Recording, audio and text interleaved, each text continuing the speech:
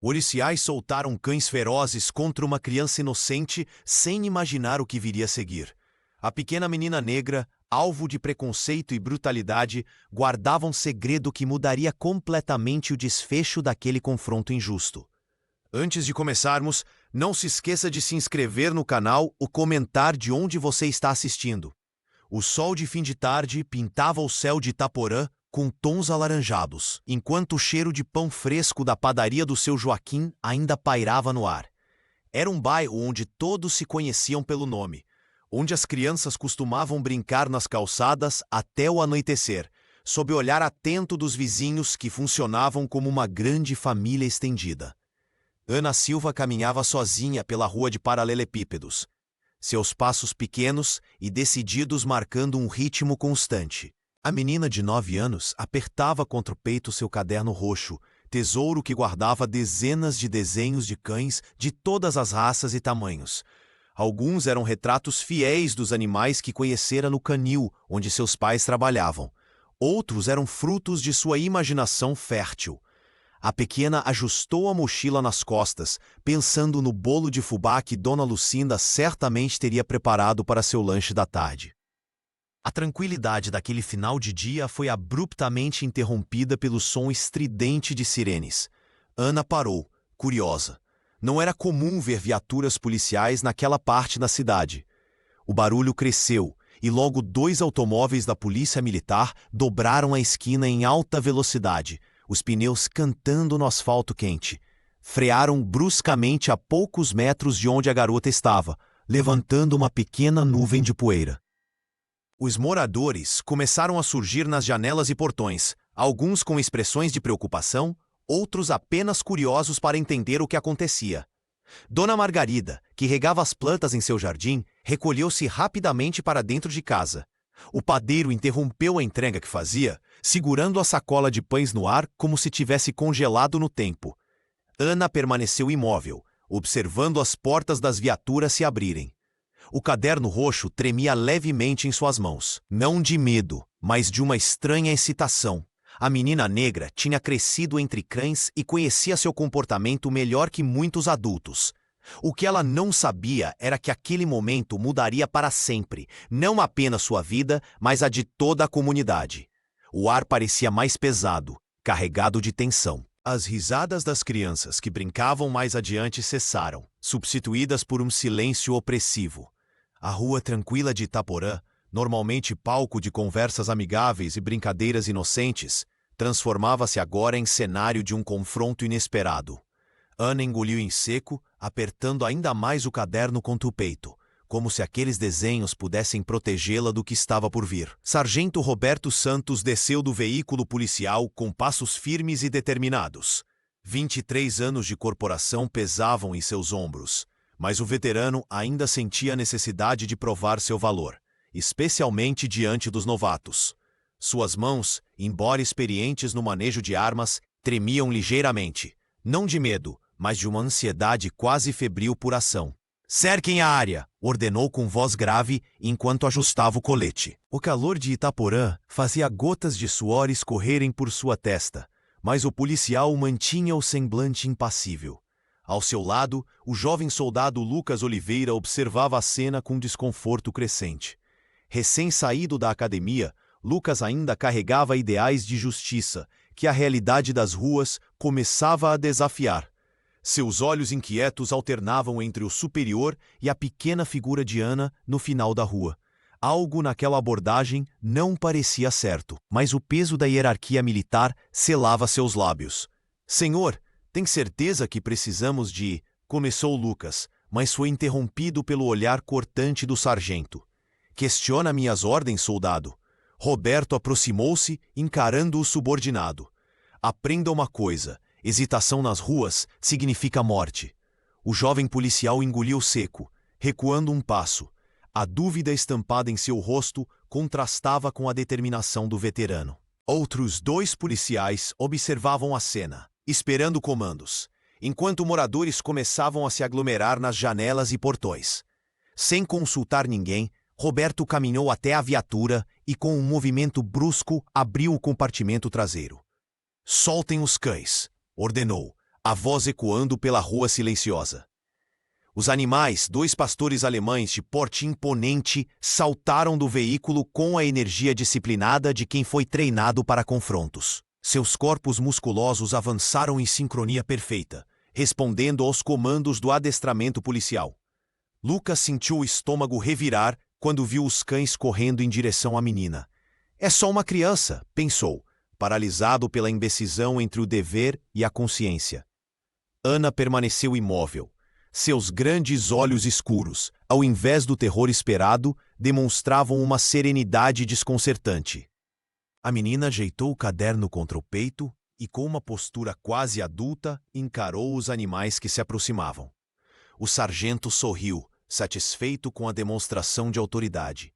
Para ele, aquele momento era uma lição necessária para o bairro. Respeito se impõe pelo medo. O que Roberto não sabia era que aquela pequena figura de vestido colorido guardava um segredo que transformaria completamente o rumo daquela tarde quente em Itaporã. O enorme pastor alemão de pelos negros avançou em direção a Ana Silva, com dentes à mostra e postura intimidadora. Os moradores que assistiam à cena prenderam a respiração, alguns virando o rosto para não testemunhar o ataque iminente. O sargento Roberto sorriu discretamente, enquanto o jovem Lucas deu um passo hesitante para frente, arrependido da ordem que não teve coragem de contestar.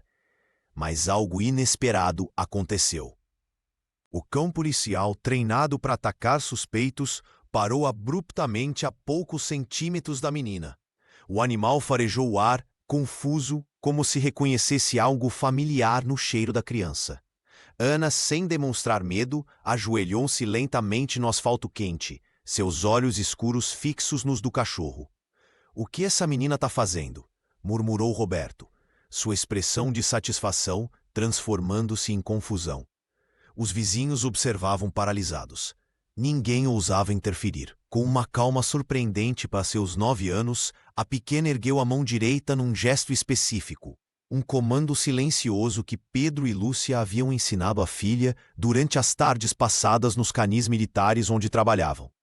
Era um sinal sutil, quase imperceptível para quem não conhecia o treinamento canino avançado.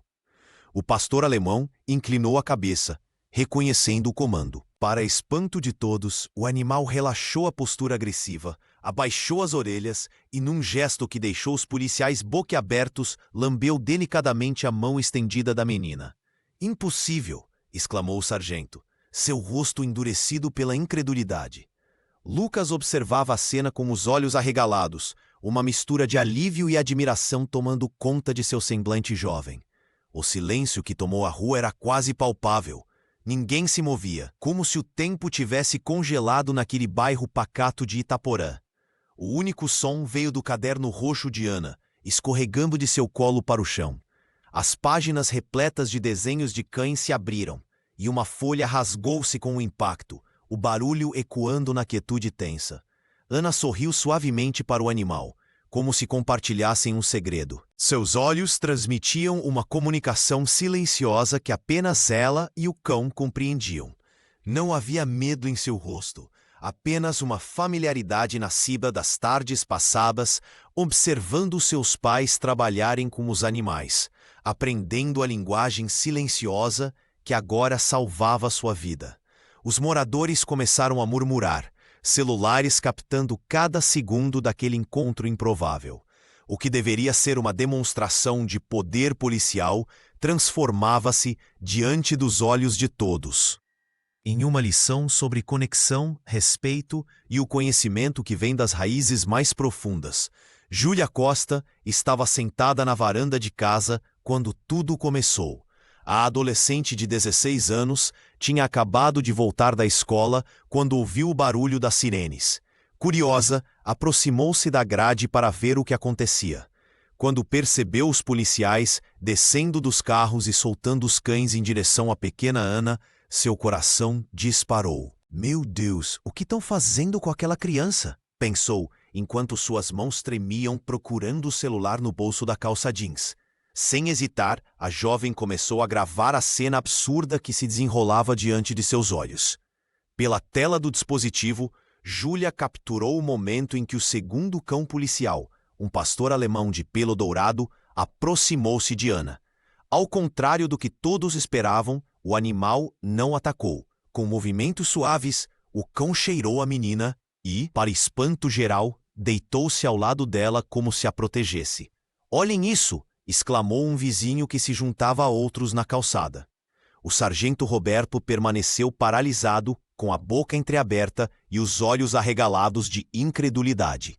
Seu subordinado, Lucas, deu 2 passos para trás, visivelmente perturbado com o que testemunhava.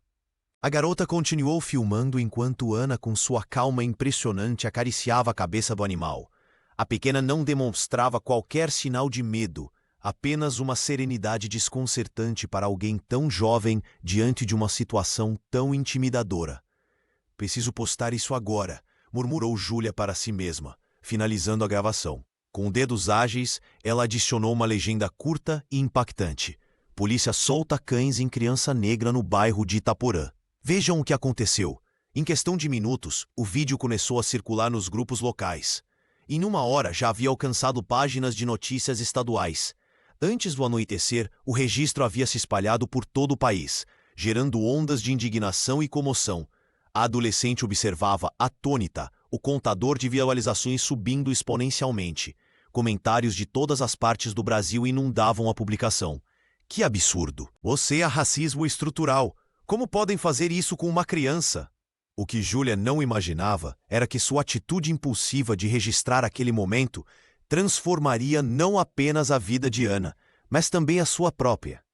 O vídeo expunha, em menos de 2 minutos, o abismo entre a violência institucional e a inocência infantil, entre o preconceito e a coragem silenciosa de uma menina, que, sem dizer uma palavra, havia desarmado não apenas os cães, mas toda uma estrutura de poder.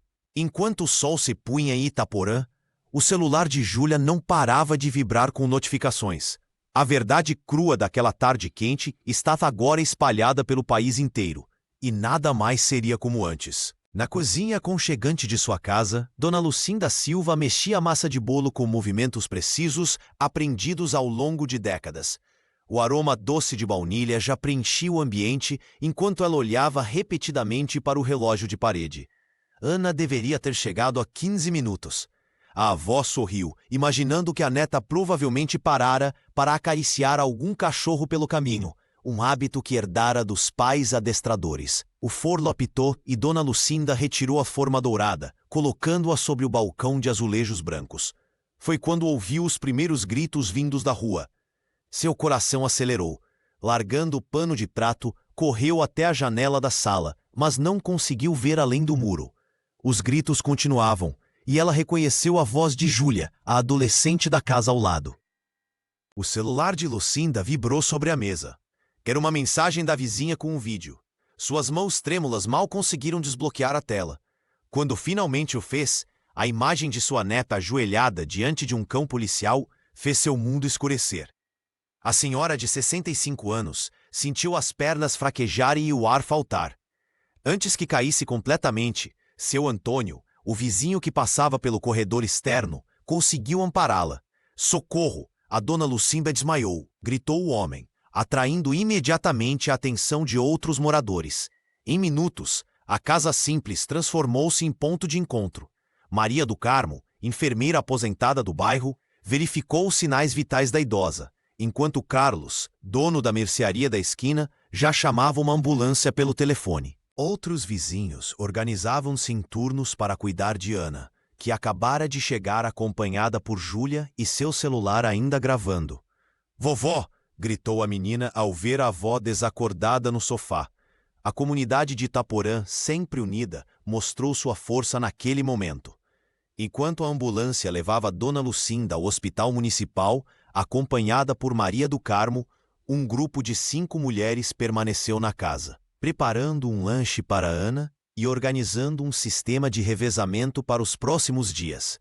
"Ninguém vai deixar você sozinha nem por um segundo", garantiu Dona Cleide, professora aposentada, abraçando a pequena. No grupo de mensagens do bairro, a notícia corria. Famílias que mal se conheciam uniam-se em indignação e solidariedade. Antes do anoitecer, uma fila de moradores formou-se na porta da residência.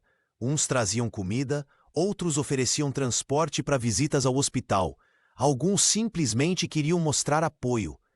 Uma onda de proteção erguia-se em torno de Ana, como um escudo invisível contra a injustiça que presenciara naquela tarde.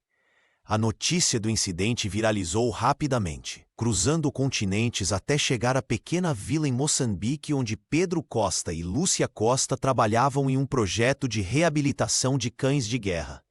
Foi durante uma pausa entre treinamentos que o casal recebeu a mensagem de Dona Lucinda, acompanhada do vídeo que mostrava sua filha de 9 anos cercada por cães policiais. Pedro, sentindo o sangue gelar nas veias, mal conseguiu terminar de assistir. Suas mãos tremiam enquanto passava o celular para Lúcia, que deixou escapar um grito abafado. A ironia não passou despercebida. Eles, que dedicaram suas vidas a ensinar respeito e compreensão entre humanos e cães, viam sua própria filha enfrentando os animais que haviam treinado anos atrás. "Precisamos voltar agora", declarou Lúcia, já recolhendo seus pertences. O casal abandonou o projeto sem hesitar, deixando instruções apressadas para os colegas. Em menos de 3 horas, estavam no primeiro voo disponível, enfrentando uma conexão exaustiva que parecia interminável. Durante as longas horas de voo, Pedro alternava entre fúria e culpa.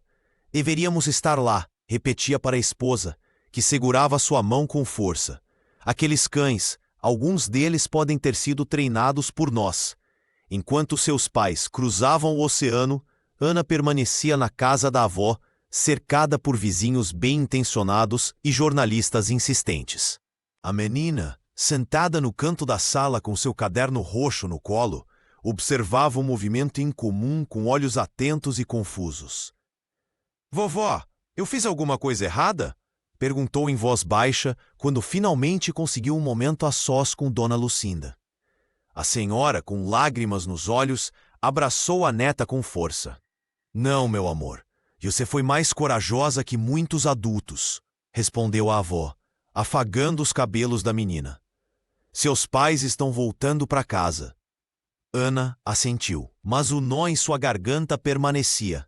Ela não entendia por que tantas pessoas queriam falar com ela, porque alguns vizinhos a olhavam com admiração, enquanto outros desviavam o olhar. Naquela noite, deitada na cama que sua avó havia preparado com lençóis de flores, a pequena rabiscou em seu caderno desenhos de cães com asas, guardiões que a protegiam de um mundo que, de repente, parecia grande demais.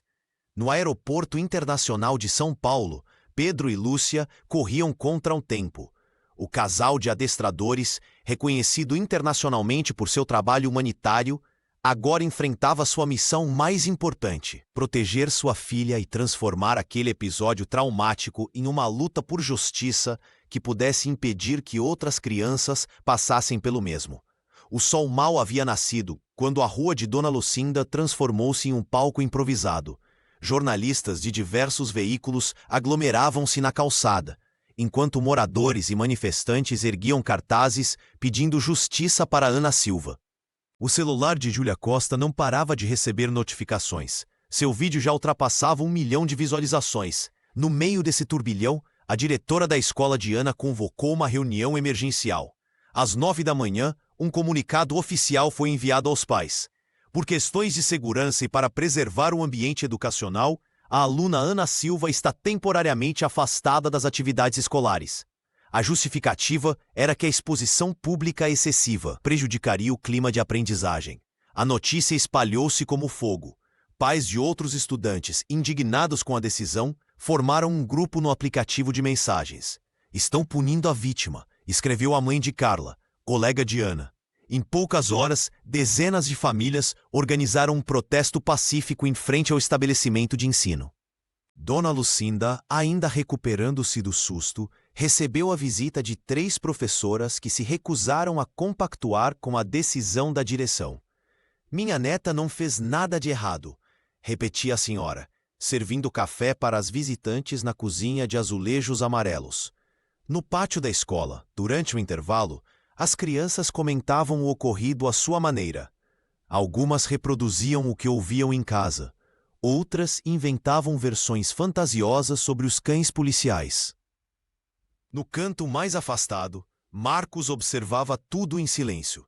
O menino autista, que raramente interagia com os colegas, rabiscava algo em seu caderno com concentração absoluta. Quando o sinal tocou, anunciando o fim do recreio, o garoto não se moveu. Continuou desenhando até terminar sua obra. Depois, dobrou cuidadosamente o papel e o guardou na mochila. Ao final da tarde, acompanhado pela mãe, Marcos apareceu na casa de Dona Lucinda. Sem dizer palavra, estendeu o desenho para Ana, que brincava no quintal. No papel, um cachorro grande e preto sorria, deitado ao lado de uma menina de cabelos cacheados. Embaixo, em letras trêmulas, estava escrito: "Você é valente." Ana abraçou o colega, que retribuiu o gesto após um momento de hesitação. A cena, testemunhada pelos adultos presentes, mostrava que a coragem da pequena havia tocado outras crianças de maneiras que ninguém poderia prever. Enquanto isso, na frente da escola, o número de manifestantes só aumentava, transformando um ato de discriminação em um movimento por respeito e inclusão que ecoaria por toda Itaporã. Na delegacia central de Itaporã, Lucas Oliveira sentou-se em um canto afastado da sala de descanso, os ombros caídos, denunciando o peso que carregava. Seu colega, Marcelo, percebeu o semblante transtornado e aproximou-se com uma caneca de café. "Não consigo parar de pensar naquela menina", confessou Lucas, esfregando os olhos cansados. "Quando Roberto mandou soltar os cães, senti que estava errado, mas não tive coragem de contestar." Marcelo assentiu em silêncio.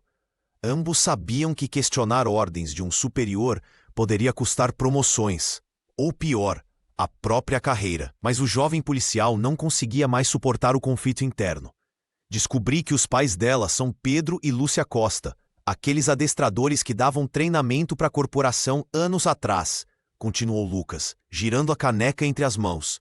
"Estou pensando em procurá-los quando voltarem ao Brasil."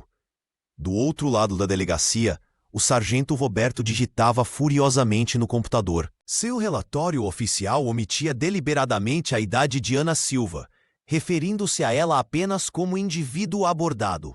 Alterou também a sequência dos eventos, alegando que a aproximação dos cães havia sido controlada e dentro dos protocolos.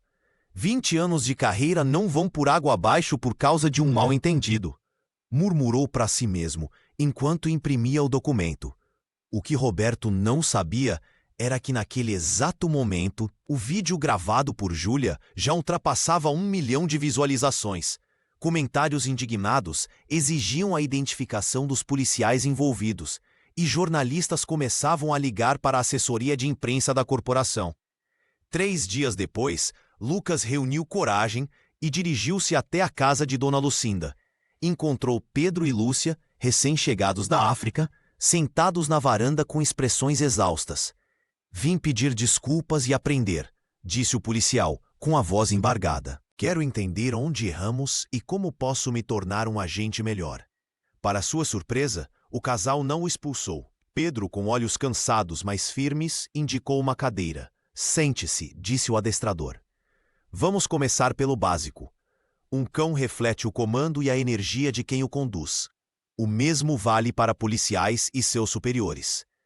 Enquanto essa conversa difícil acontecia, Roberto apagava comentários em suas redes sociais e bloqueava números desconhecidos em seu celular. O cerco se fechava, e ele sabia que seu relatório adulterado não resistiria por muito tempo ao escrutínio público que se formava.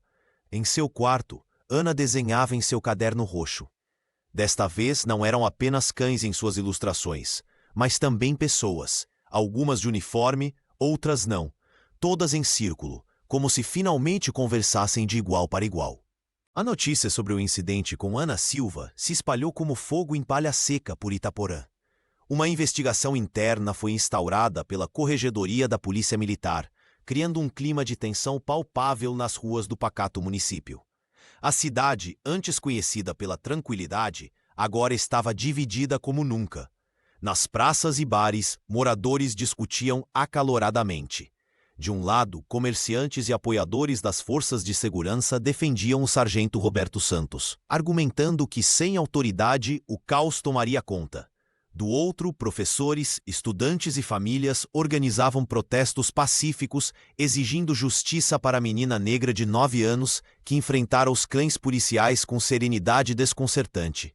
Não podemos aceitar que nossas crianças sejam tratadas como criminosas por causa da cor da pele, declarou uma professora durante manifestação em frente à delegacia, enquanto segurava cartaz com a foto de Ana. A tensão aumentou quando o jornal local publicou uma reportagem bombástica. Após investigação minuciosa, jornalistas descobriram que o animal que havia parado diante da menina, um pastor alemão de 5 anos chamado Rex, tinha sido treinado no mesmo canil onde Pedro e Lúcia Costa trabalharam como diretores antes de partirem para a missão humanitária. O cão reconheceu os comandos silenciosos que Ana aprendeu com seus pais, explicou um especialista em comportamento animal entrevistado pelo periódico. Ela cresceu observando técnicas de adestramento e instintivamente soube como se comunicar com um animal. Esta revelação provocou comoção ainda maior. Nas redes sociais, o vídeo gravado por Júlia ganhou milhões de visualizações, acompanhado da hashtag Ana Menina de Cães. A adolescente, agora alvo de intimidações por parte de familiares de policiais, recusava-se a remover a gravação. Dona Lucinda, recuperando-se do susto, abriu as portas de sua casa para receber vizinhos solidários. Minha neta não fez nada errado. Ela só mostrou que existe linguagem mais poderosa que a violência, comentou a senhora, enquanto servia café para visitantes. Na delegacia, o clima era igualmente tenso. O jovem soldado Lucas Oliveira enfrentava o dilema entre lealdade corporativa e consciência moral. Em conversa reservada com um colega, confessou seu desconforto. O sargento sabia que era uma criança. Eu deveria ter me posicionado. Enquanto isso, Roberto tentava proteger sua carreira, alterando detalhes no relatório oficial. Ele não contava que as imagens já haviam se tornado prova incontestável de sua conduta questionável. A cada novo detalhe revelado, a história de Ana ganhava contornos mais profundos, conectando passado e presente numa trama que desafiava o Brasil a encarar seus preconceitos mais arraigados. A luz dos holofotes iluminava o pequeno quintal dos fundos da casa de Dona Lucinda. Ana Silva sentou-se na cadeira de plástico, seus pés mal tocando o chão. Renata Oliveira, repórter da TV Itaporã, ajustou o microfone com delicadeza, notando o olhar atento da menina. Havia algo familiar naquela criança que a tocava profundamente. Você pode me contar o que sentiu quando viu os cães? Perguntou Renata, abaixando-se para ficar na altura dos olhos da garota. Ana respirou fundo antes de responder. Quando um cachorro está assustado, a gente não olha direto nos olhos dele. A gente abaixa, fica calma, mostra que não é ameaça, explicou com voz suave. Os policiais estavam mais assustados que os cães, e cão assustado sente o medo de quem comanda. Renata sentiu um nó na garganta. Criada em lares adotivos, reconhecia na menina a mesma resiliência que desenvolvera. A repórter desviou do roteiro planejado, compartilhando brevemente sua própria história de superação, criando uma conexão imediata que as câmeras captaram com perfeição. Você teve medo? Perguntou Renata. Tive medo depois, respondeu Ana, brincando com a ponta do cadarço. Na hora, só pensei que eles precisavam de calma, como meus pais sempre ensinaram. Um cão confuso precisa de comando firme, mas gentil. A entrevista durou apenas 15 minutos, mas foi o suficiente. Aquela noite, o vídeo se espalhou pelo país inteiro. A sabedoria da pequena Ana, traduzindo sua experiência traumática através de metáforas de adestramento, comoveu milhares de pessoas. Comentaristas destacavam a maturidade impressionante da criança e sua capacidade de manter a calma em situação extrema. Enquanto isso, na cozinha amarela da casa da avó, Dona Lucinda servia pão de queijo quentinho e jarras de chá gelado para um grupo crescente de visitantes. A senhora, já recuperada do susto inicial, transformara sua residência em ponto de encontro para a comunidade. Ativistas de direitos humanos sentavam-se ao lado de vizinhos curiosos, todos unidos pela indignação e pelo desejo de mudança. Minha neta sempre teve esse jeito com os animais, contava a avó, enquanto servia mais uma rodada de quitutes. Desde pequeninha, falava que entendia o que eles queriam dizer. O telefone não parava de tocar. Jornalistas, advogados e representantes de movimentos sociais buscavam contato. No quintal, debaixo da mangueira, jovens organizavam manifestações pacíficas, enquanto idosos compartilhavam histórias semelhantes de abordagens policiais violentas no bairro. A casa simples de Dona Lucinda, antes conhecida apenas pelo cheiro de bolo aos domingos, tornava-se epicentro de uma revolução silenciosa. E no centro de tudo, Ana observava, ainda tentando entender como seu encontro com os cães policiais havia despertado tanto as pessoas ao seu redor. A noite caiu sobre Itaporã como um manto pesado. Fazia 3 dias desde o incidente que mudara a vida de Ana Silva, mas a pequena cidade ainda fervilhava com comentários e indignação. No céu, luzes coloridas explodiam. Fogos de artifício lançados para comemorar a vitória do time da escola no campeonato regional. Uma tradição que sempre alegrava as crianças do bairro. No canil da polícia, porém, o barulho provocou pânico. Os cães, treinados para situações de estresse, reagiram de formas diferentes. Um deles, o pastor alemão de pelagem escura que havia se recusado a atacar Ana, começou a latir freneticamente, arranhando a grade de sua baia até conseguir escapar. O animal correu pelas ruas escuras, guiado por um instinto que nem os adestradores mais experientes conseguiriam explicar. Dona Lucinda estava na cozinha, preparando chá de camomila para a neta, quando ouviu arranhões insistentes no portão. Ana, que desenhava sentada à mesa, levantou-se num pulo, reconhecendo o som característico de patas contra o metal. A avó tentou impedi-la, mas a menina já corria para o quintal. "É ele, vó! É o cachorro da praça!" gritou Ana, enquanto destrancava o portão sem hesitação. O animal entrou cautelosamente, as orelhas abaixadas em sinal de submissão. Seus olhos âmbar fixaram-se nos da menina, como se pedisse permissão. Ana ajoelhou-se e estendeu a mão, repetindo o mesmo gesto que havia surpreendido a todos dias antes. O cão aproximou-se, cheirou seus dedos e deitou-se a seus pés, exausto. Júlia Costa, que voltava da comemoração da escola, presenciou a cena e imediatamente puxou seu celular. Desta vez, porém, não filmou. Apenas observou, emocionada, enquanto lágrimas silenciosas escorriam por seu rosto. "Ele veio procurar você", sussurrou a adolescente. Aproximando-se devagar para não assustar o animal, vizinhos começaram a se reunir ao redor do portão aberto, atraídos pela movimentação incomum. O reencontro entre Ana e o cão policial tornou-se rapidamente um espetáculo de reconciliação que ninguém esperava testemunhar. Marcos, o colega autista de Ana, que passava com seus pais, parou para observar. Seus olhos brilhavam de fascínio enquanto ele balançava suavemente o corpo, sua forma particular de expressar emoção. "Ele escolheu você", disse Dona Lucinda, colocando um cobertor velho no chão da varanda. "Pelo menos por esta noite." Ana acariciou o pelo do animal, que respirava mais tranquilo agora.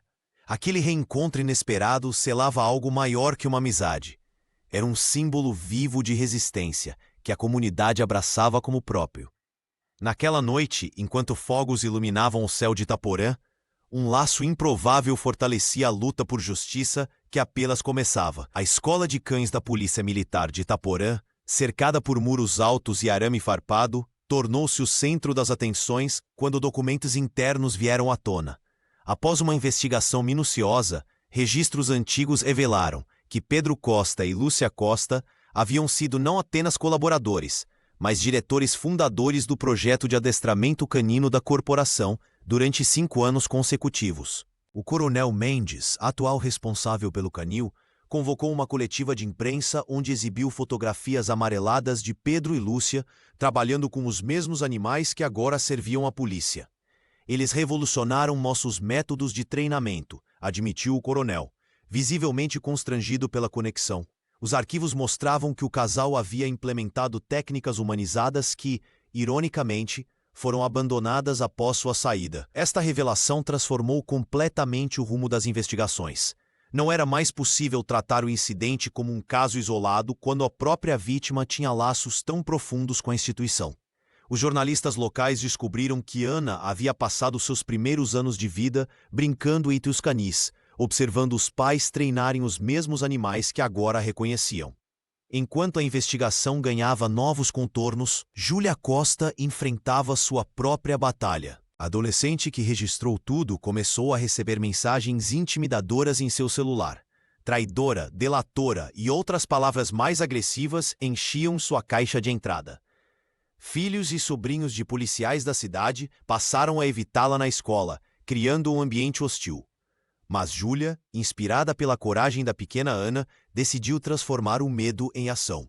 De 2 colegas do Grêmio Estudantil, criou um canal nas redes sociais chamado Olhos da Cidade, dedicado a documentar casos de abuso de autoridade e injustiças sociais em Itaporã. Se uma menina de 9 anos teve coragem de enfrentar cães policiais, eu posso enfrentar o preconceito, declarou a jovem em seu primeiro vídeo, que alcançou mais de 20.000 visualizações em apenas 2 dias. O canal rapidamente se tornou um ponto de referência para denúncias anônimas. Moradores enviavam relatos e gravações de abordagens policiais questionáveis, criando um arquivo digital de casos que antes ficavam esquecidos. A mãe de Júlia, preocupada com as represálias, sugeriu que a filha desativasse o canal. Mas a adolescente permaneceu firme. A verdade não pode ser silenciada só porque incomoda, respondeu, usando as mesmas palavras que ouvira de Ana durante uma visita à casa de Dona Lucinda. A conexão entre a história da família Costa e os cães policiais, somada ao ativismo digital nascente de Júlia, começava a desenhar um novo capítulo na luta por justiça em Itaporã. A Câmara Municipal de Itaporã nunca havia recebido tantas pessoas. Moradores se apertavam nos corredores, enquanto jornalistas disputavam espaço para registrar o momento. Ana Silva, de apenas 9 anos, caminhava timidamente até o centro do plenário, acompanhada por Dona Lucinda, que segurava sua mão com firmeza. A menina trazia consigo seu inseparável caderno roxo, agora famoso por aparecer no vídeo que chocou o país. Ana, você pode nos contar o que sentiu naquele dia? Perguntou a vereadora Helena, inclinando-se para ficar na altura da criança. A pequena olhou para a avó, que assentiu encorajando-a. Eu me senti como um filhote que é preso sem motivo, começou Ana, com voz baixa, mas firme. Quando os cães vieram, não senti medo, porque eles também estavam assustados. Eles obedeciam ordens, como eu obedeço quando me mandam voltar para casa, antes de escurecer. Um silêncio profundo tomou conta do recinto. A menina abriu seu caderno e mostrou desenhos de cães, em diferentes situações, brincando, dormindo, alertas. Apontando para um dos esboços, continuou. Este é como eu me senti. Um filhote que só queria brincar, mas que alguém achou perigoso só por existir. Renata Oliveira, posicionada discretamente entre os jornalistas, não conseguiu conter as lágrimas. A repórter, que conhecia bem o sentimento de ser julgada por sua aparência, registrava cada palavra com atenção profissional, mas seu coração estava completamente envolvido. Os cães entenderam que eu não era uma ameaça, prosseguiu a pequena. Eles sabem ler o medo e a raiva. Meus pais me ensinaram isso no canil, mas as pessoas às vezes esquecem de ler o que está na frente delas. Um vereador conhecido por sua postura rígida em questões de segurança pública enxugou discretamente os olhos. Ao fundo, Pedro e Lúcia observavam a filha com um misto de orgulho e dor. Ana fechou o caderno e olhou diretamente para os presentes. Eu queria que nenhuma criança sentisse o que senti. Que nenhum cachorro fosse usado para assustar quem não fez nada de errado. Quando terminou seu depoimento, o silêncio permaneceu por alguns segundos antes de ser quebrado por aplausos contidos. Marcos, seu colega da escola, que raramente se manifestava em público devido ao autismo, levantou-se e acenou para ela, mostrando um novo desenho que havia feito. A presidente da sessão precisou de alguns minutos para restaurar a ordem, enquanto adultos enxugavam lágrimas e trocavam olhares reflexivos. Naquele momento, as palavras simples de uma criança haviam conseguido o que muitos discursos eloquentes não conseguiram: humanizar uma discussão que até então estava presa em estatísticas e procedimentos. Após uma semana de intensas manifestações e pressão popular, a decisão foi finalmente anunciada. Sargento Roberto Santos estava oficialmente afastado de suas funções na Polícia Militar. O comunicado veio através de uma nota seca da corporação, sem reconhecimento explícito do erro, mas a vitória era inegável para a comunidade de Itaporã. Lucas Oliveira, por sua vez, não esperou ser transferido. O jovem policial solicitou formalmente sua mudança para o setor de policiamento escolar, área que exigia mais sensibilidade e menos confronto. Nos corredores da delegacia, seus colegas dividiam-se entre aqueles que o consideravam covarde e os que secretamente admiravam sua coragem moral. "Preciso aprender a servir de verdade", confessou Lucas à sua supervisora, enquanto preenchia os formulários de transferência. No mesmo dia, ele enviou uma mensagem para Pedro e Lúcia Costa, que haviam retornado ao Brasil. O soldado pediu para participar dos cursos de ética policial que o casal começava a ministrar para agentes de segurança. Pedro, ao receber o pedido, hesitou inicialmente. O homem que havia participado da abordagem à sua filha agora batia à sua porta pedindo orientação. Após conversar com Lúcia, decidiram que aquela era exatamente a transformação que buscavam promover. "Se não acreditarmos em mudança, por que lutamos?", questionou Lúcia, enquanto organizava o material para a primeira aula, que aconteceria no centro comunitário do bairro. Na escola, Ana vivia uma experiência completamente diferente. A menina que antes passava despercebida, agora era abordada nos intervalos por crianças curiosas e admiradas. Meninos e meninas de diferentes turmas pediam para ouvir sua história diretamente de seus lábios, não das manchetes sensacionalistas. "Como você não teve medo dos cachorros grandes?", perguntou uma garotinha de 7 anos durante o recreio. Ana sorriu, apertando seu caderno roxo contra o peito. "Não é sobre não ter medo, é sobre não deixar o medo decidir por você", respondeu com uma sabedoria que surpreendia até os professores que observavam de longe. Aos poucos, formou-se ao redor dela um grupo informal de apoio. Crianças que já haviam enfrentado situações de discriminação ou medo encontravam na pequena Ana um exemplo vivo de resistência. Sem perceber, ela havia se tornado uma líder silenciosa, inspirando outros a falarem sobre suas próprias experiências. Dona Lucinda observava orgulhosa essa transformação da neta. Durante o jantar, enquanto servia arroz com feijão, a avó comentou: "Você está ensinando aos adultos o que eles deveriam nos ensinar, minha flor." A rede de apoio crescia para além dos muros da escola. Famílias inteiras se mobilizavam, criando grupos de discussão sobre racismo estrutural e violência policial. O que começou como um incidente traumático florescia agora como um movimento de conscientização que ninguém poderia ter previsto. Após uma semana de intensos debates na Câmara Municipal de Itaporã, o prefeito assinou a nova portaria proibindo o uso de cães policiais em abordagens envolvendo menores de idade. A vitória, resultado direto da mobilização iniciada pelo caso de Ana Silva, foi recebida com alívio pelos moradores do bairro que testemunharam o incidente. A celebração aconteceu numa noite morna de quinta-feira, quando centenas de pessoas se reuniram na praça central para uma vigília. Dona Lucinda chegou cedo, carregando garrafas de chá gelado para distribuir entre os presentes.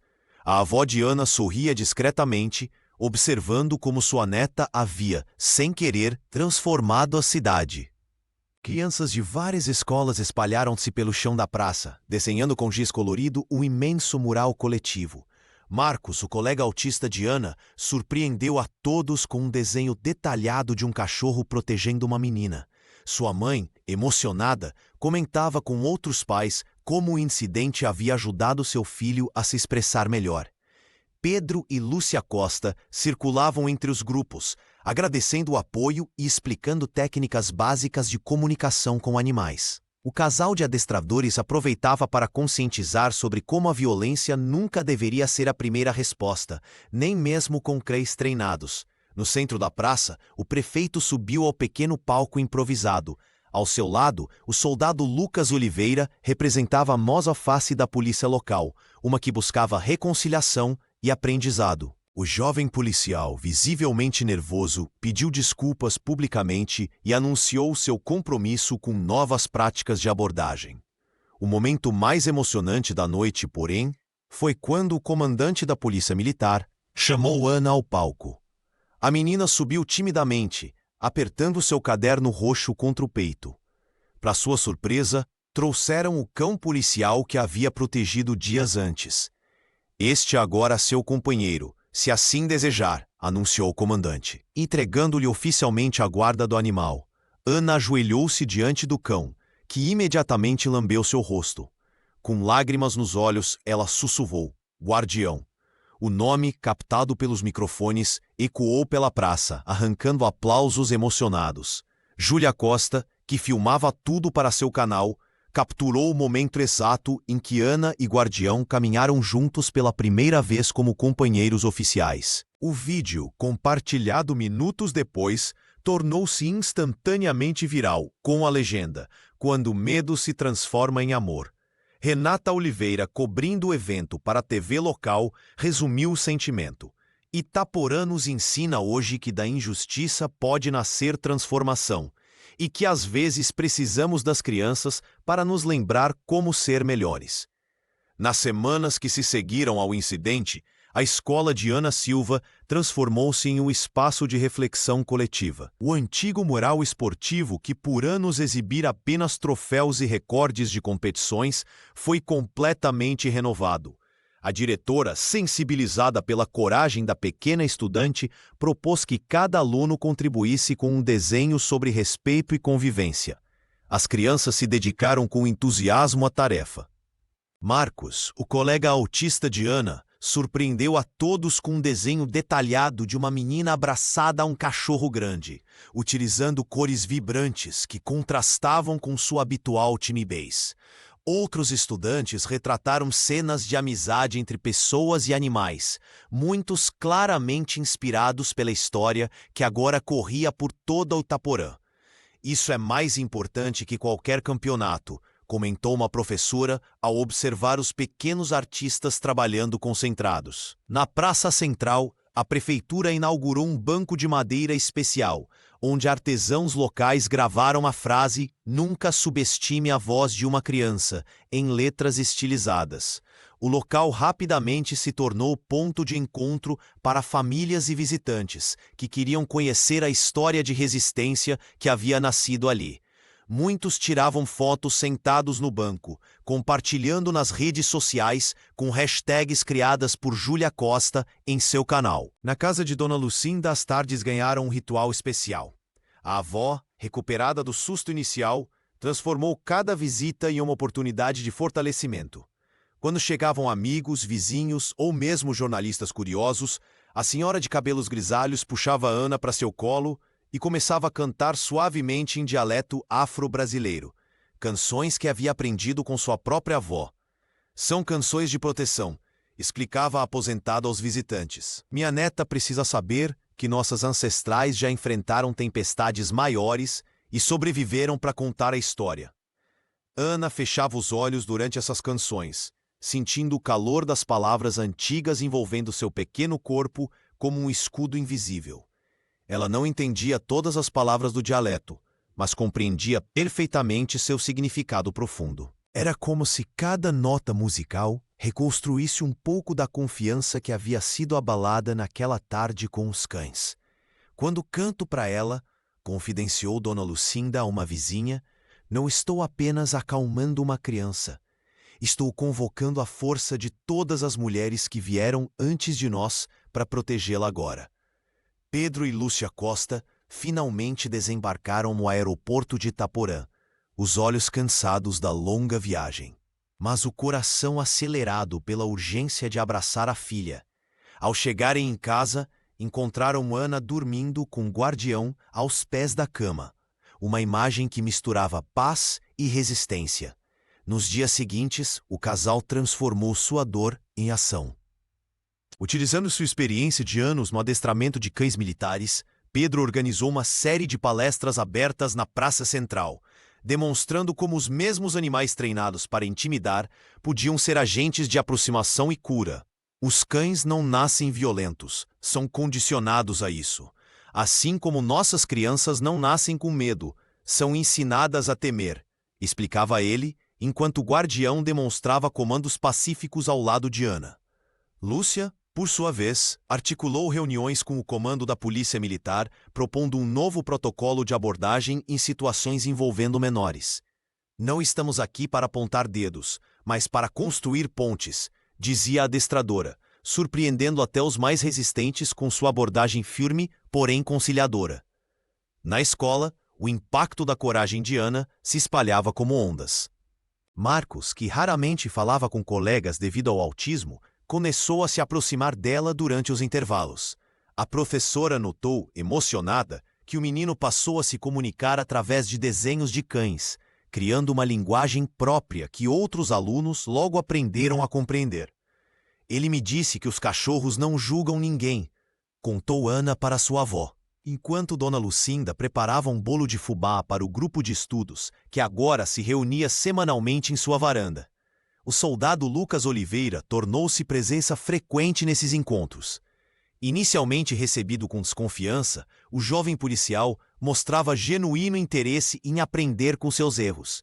Quero ser parte da solução, confessava ele para Pedro, que o acolheu como aprendiz no projeto de reeducação policial, que começava a tomar forma. Em menos de um mês, 3 outras cidades da região convidaram a família Costa para compartilhar sua experiência. O movimento crescia organicamente, sem holofotes exagerados, mas com raízes profundas na comunidade. Numa tarde de sábado, enquanto Ana brincava com o guardião no quintal, Marcos se aproximou com um novo desenho. Desta vez, não era apenas um cão, mas várias crianças de mãos dadas em volta dele. No centro, uma menina de cabelos cacheados sorria, sem palavras. O garoto havia capturado a essência de tudo. A coragem de uma criança havia inspirado muitas outras a encontrarem sua própria voz. Renata Oliveira não conseguia tirar da mente os olhos de Ana Silva durante aquela entrevista. Algo na coragem da menina havia despertado memórias de sua própria infância em lares adotivos. Nas semanas seguintes, a repórter manteve contato frequente com a família Costa, visitando-os sempre que possível na casa de Dona Lucinda. Precisamos transformar essa dor em algo maior, disse Renata enquanto compartilhava sua ideia com Pedro e Lúcia.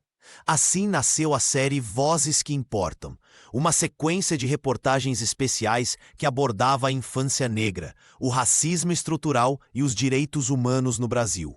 A cada novo episódio, histórias semelhantes à de Ana emergiam de diferentes cantos do país.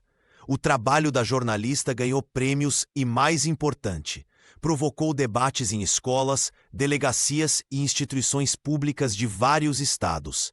Em Itaporã, as reportagens eram exibidas em telões na Praça Central, reunindo centenas de pessoas que juntas discutiam formas de prevenir novos casos de violência. Enquanto isso, o canal de Júlia Costa nas redes sociais ultrapassava a marca de 50 mil seguidores. A adolescente, que começara apenas documentando o incidente com Ana, agora recebia denúncias de jovens de todo o Brasil. Com a ajuda de voluntários, ela organizava as informações e as encaminhava para autoridades e veículos de comunicação. Nunca imaginei que filmar aquele momento mudaria minha vida, confidenciou a jovem durante uma participação no programa de Renata. Mas percebi que nós, adolescentes, temos um poder nas mãos que muitos adultos temem. Em Itaporã, o clima de tensão inicial foi gradualmente substituído por um senso de responsabilidade coletiva. Moradores que antes preferiam não se envolver, agora participavam de reuniões comunitárias.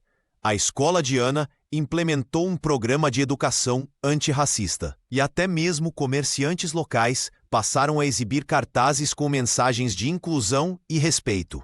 O delegado regional, inicialmente resistente a investigar o caso, surpreendeu a todos ao propor um programa de treinamento para policiais sobre abordagens com crianças e adolescentes. Precisamos reconhecer nossos erros para evitar repeti-los, declarou em pronunciamento oficial. A transformação mais significativa, porém, acontecia silenciosamente nos lares, nas conversas entre pais e filhos, nos olhares trocados entre vizinhos. O medo e a vergonha que inicialmente dividiram a comunidade deram lugar a uma nova forma de convivência, baseada na empatia e no compromisso com mudanças reais. Como disse Dona Lucinda, enquanto servia café para visitantes em sua varanda, foi preciso uma criança de 9 anos para ensinar coragem a uma cidade inteira. Apesar de toda a atenção positiva que recebeu, Ana Silva carregava cicatrizes invisíveis daquele dia. As noites na casa da avó tornaram-se um desafio, com pesadelos frequentes onde cães enormes perseguiam uma versão menor dela mesma pelas ruas de Itaporã.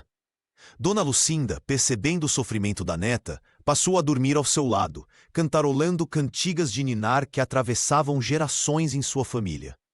Não consigo mais passar pela praça sem olhar para os lados, confessou a menina durante uma sessão com a psicóloga infantil que a atendia semanalmente. O medo havia se instalado em seu pequeno corpo, transformando lugares antes familiares em territórios de ansiedade. Mesmo o guardião, que agora acompanhava como protetor, não conseguia afastar completamente as sombras do trauma. Pedro e Lúcia Costa enfrentaram a difícil decisão de voltar para a África ou permanecer no Brasil.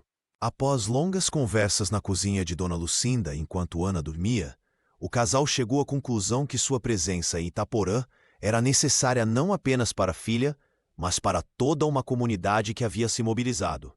Não podemos fugir desta história, explicou Pedro durante uma reunião comunitária no Centro Cultural. Nossa filha virou símbolo de algo maior que nós mesmos, Lúcia complementou, segurando a mão do marido com força. Cada criança negra desta cidade merece andar pelas ruas sem medo de ser perseguida. A rede de apoio que se formou ao redor da família crescia diariamente. Vizinhos revezavam-se para acompanhar Ana até a escola, onde Marcos e outros colegas a recebiam com desenhos e abraços silenciosos. Júlia Costa, agora uma figura conhecida nas redes sociais, organizava grupos de estudantes para discutir direitos humanos e segurança pública. A confiança de Ana nos adultos havia sido profundamente abalada. Ela observava policiais à distância, com olhos desconfiados, e questionava a mãe sobre como saber em quem confiar. Lúcia, paciente, explicava que a confiança, assim como o treinamento dos cães, era algo que se construía com tempo e consistência. Você não precisa confiar em todos de uma vez, dizia a adestradora, penteando os cabelos crespos da filha antes de dormir. Confie primeiro em seu coração, depois nas pessoas que provarem merecer. A decisão da família de permanecer em Itaporã transformou-se em um ato político. O que poderia ter sido apenas um incidente traumático tornou-se o catalisador para mudanças estruturais na abordagem policial e nas políticas públicas voltadas para a infância. Ana, mesmo carregando suas feridas, começava a entender que sua história não terminaria naquela tarde de medo, mas continuaria a se desdobrar em novas páginas de esperança e transformação. No 5º dia após o incidente, Itaporã amanheceu diferente. Faixas coloridas enfeitavam postes e janelas, enquanto a praça central se enchia de pessoas para celebrar o primeiro dia da Voz das Crianças. O evento, organizado por Pedro e Lúcia Costa com apoio da comunidade, transformou-se rapidamente em um marco para a cidade. Ana Silva chegou de mãos dadas com a avó. Dona Lucinda caminhava orgulhosa, o rosto marcado por lágrimas contidas e um sorriso que revelava tanto dor quanto esperança. Ao lado delas, Guardião avançava com passos calmos, o pelo brilhante sob o sol da manhã. O animal, antes instrumento de intimidação, agora simbolizava a improvável amizade nascida do confronto. Nunca imaginei que minha neta se tornaria um símbolo nacional, comentou a senhora para Renata Oliveira, que cobria o evento para a emissora estadual. A repórter, que via em Ana reflexos de sua própria infância, apenas assentiu, incapaz de esconder a emoção profissional. No palco improvisado, Júlia Costa ajustava o equipamento de som. A adolescente, agora com mais de 20.000 seguidores em seu canal de denúncias, havia se tornado porta-voz não oficial da juventude local. Seu celular, o mesmo que capturou um momento crucial, agora registrava histórias semelhantes de todo o país. Quando Ana subiu ao palco, um silêncio respeitoso tomou conta da multidão. A menina, vestida com uma camiseta onde se lia "Minha voz importa", acariciou o guardião antes de se aproximar do microfone. Marcos, seu colega autista, acenou da primeira fila, segurando um novo desenho colorido. "Eu só queria ir à casa da minha avó naquele dia", começou ela, a voz pequena ganhando força a cada palavra.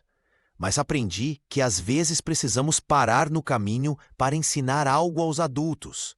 Entre a plateia, o jovem Lucas Oliveira observava atentamente. O policial, agora transferido para o setor educacional, havia iniciado um projeto de aproximação entre crianças e a força policial, orientado pelos pais de Ana.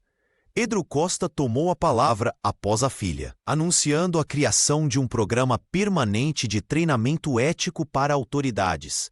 "O que aconteceu com Ana não pode se repetir com nenhuma outra criança", afirmou, enquanto Lúcia distribuía folhetos sobre direitos infantis. Ao final da cerimônia, crianças de todas as idades soltaram balões coloridos no céu.